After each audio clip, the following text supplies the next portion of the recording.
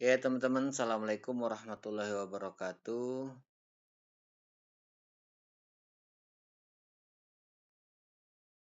Selamat siang dan salam sejahtera. Kita lanjutkan materi kita.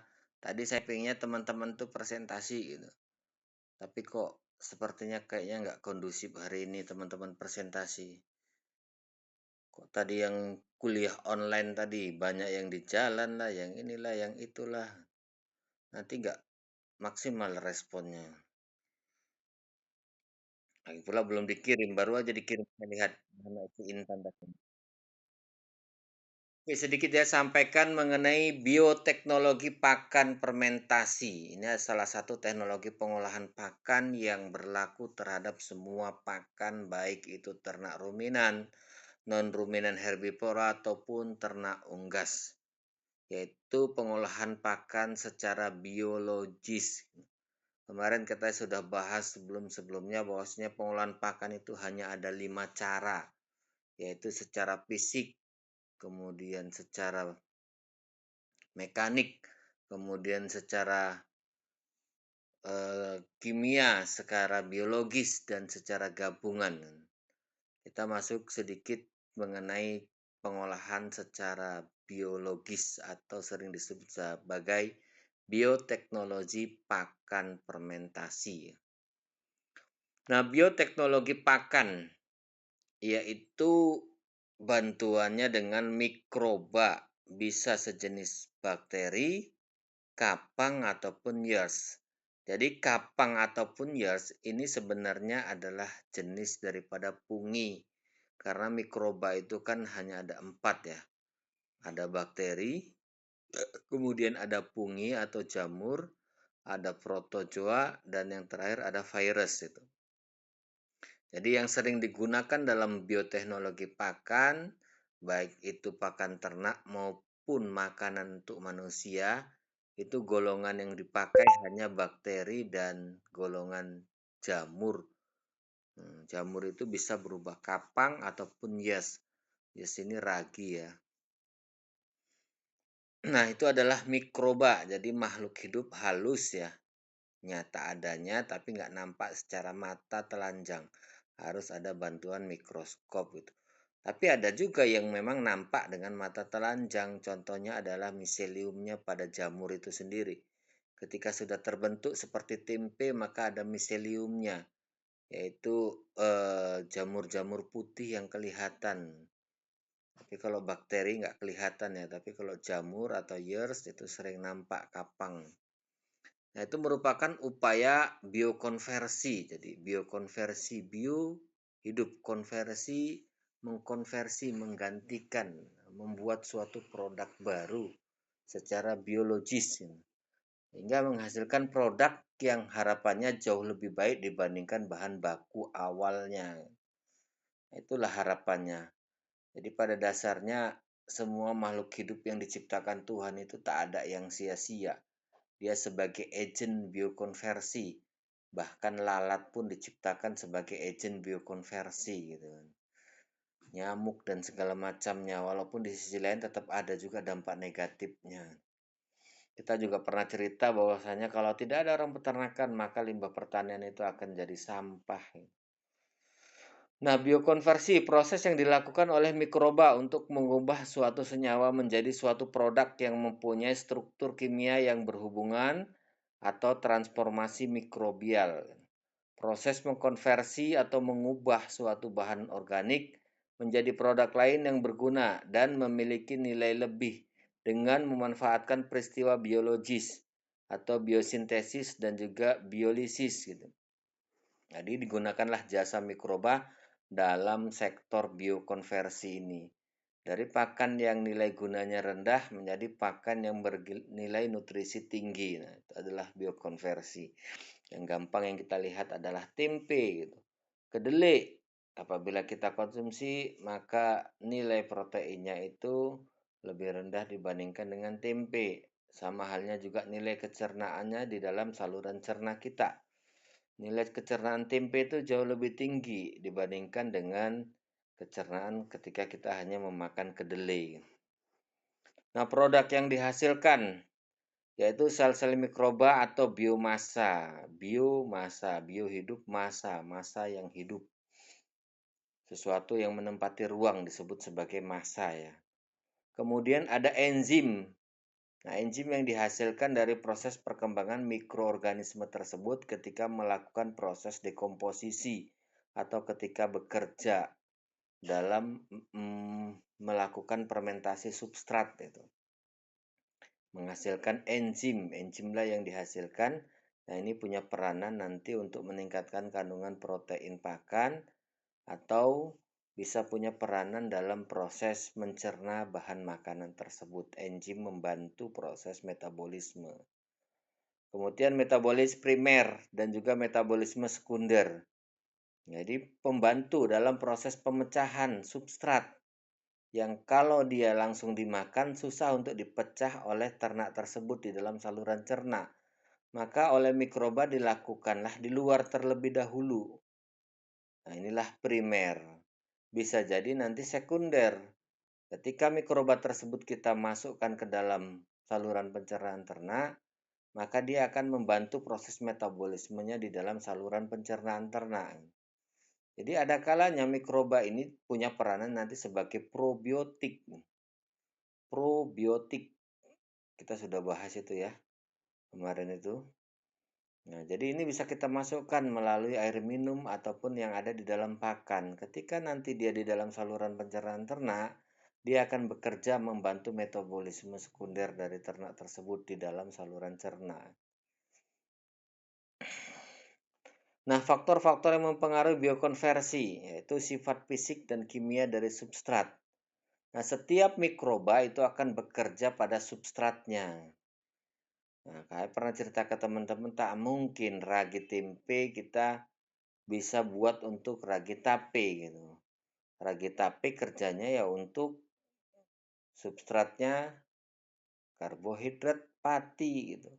Ragi tempe substratnya itu ya protein. Sifat fisik dan kimia daripada substrat. Kelarutan pada umumnya zat larut lebih mudah didegradasi. Nah, zat yang gampang larut itu akan lebih mudah diurai atau didegradasi oleh mikroba tersebut. Nah, kemudian luas permukaan. Semakin luas permukaan akan semakin mudah diserang mikroba. Oleh karenanya, untuk mempercepat degradasi digunakanlah substrat dengan ukuran yang kecil. Nah, inilah pentingnya memperkecil partikel daripada bahan sebelum digunakan untuk fermentasi.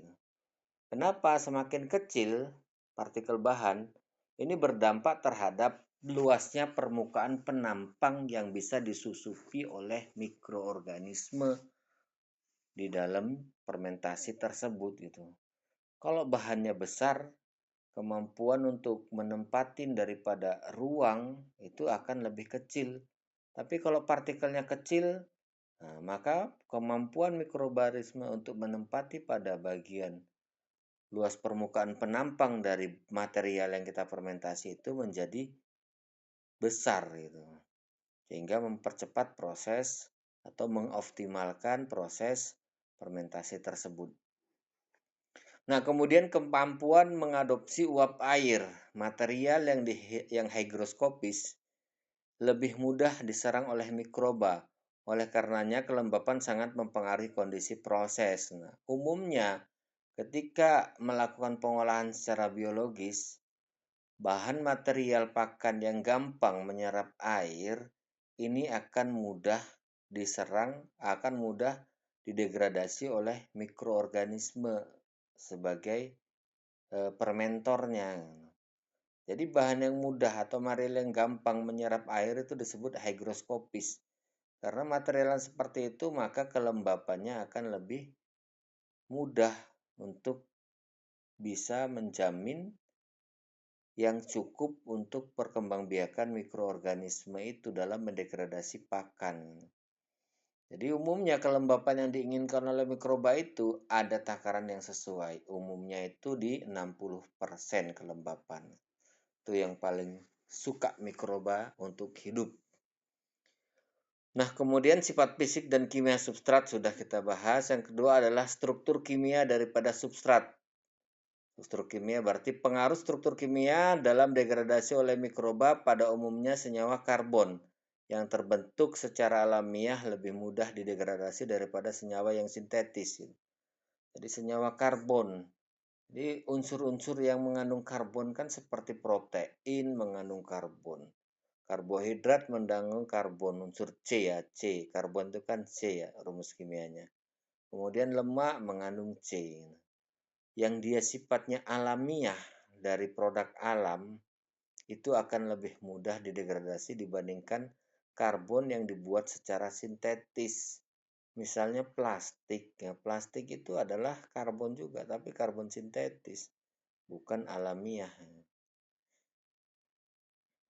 Nah, kemudian faktor lingkungan, yang ketiga ya. Setiap spesies mikroba mempunyai kisaran kondisi lingkungan dalam batas-batas toleransi yang sempit. Di luar batas itu, mikroba tidak dapat tumbuh optimal dan biodegradasi tidak sempurna.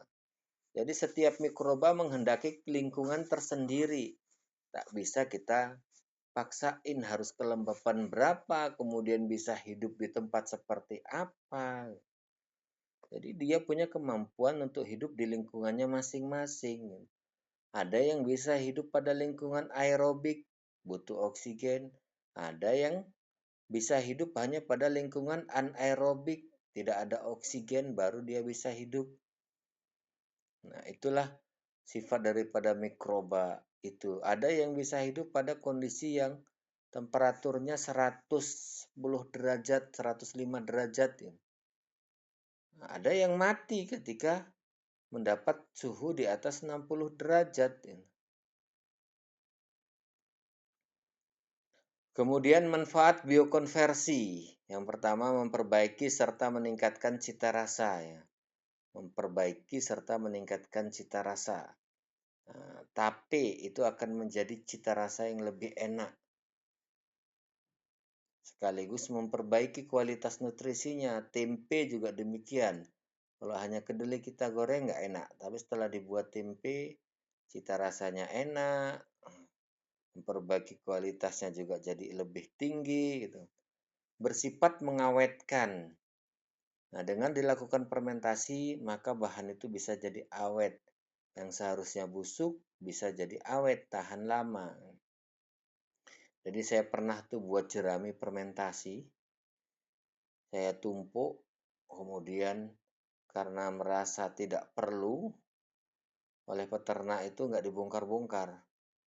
Jadi ketika 3 bulan kemudian tidak ada bahan pakan karena tidak bisa ngarit ternaknya, hujan terus ya, kemudian banjir di kebun, maka jerami itu dibongkar. Ternyata tidak busuk bagian bawahnya yang anaerob itu.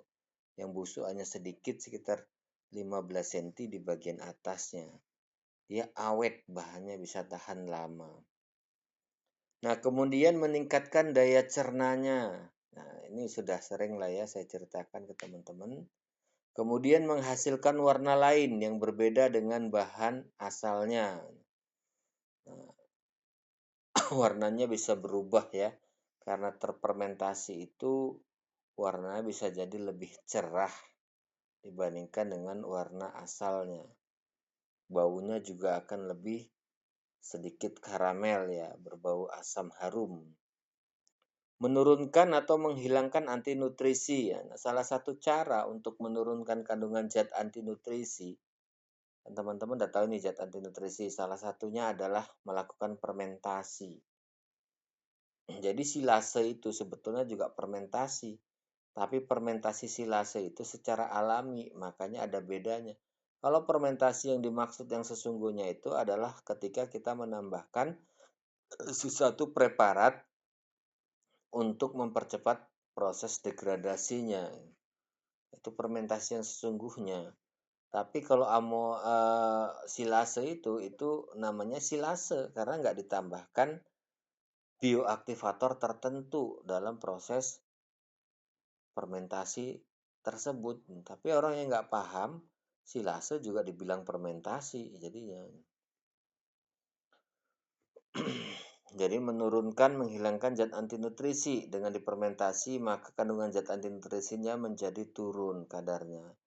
Kemudian selain itu zat anti nutrisi juga bisa diturunkan dengan cara dipanaskan.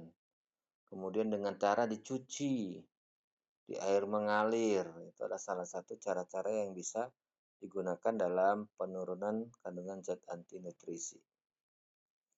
Oke, sampai sini ada yang mau didiskusikan? Silakan sebelum saya lanjutkan.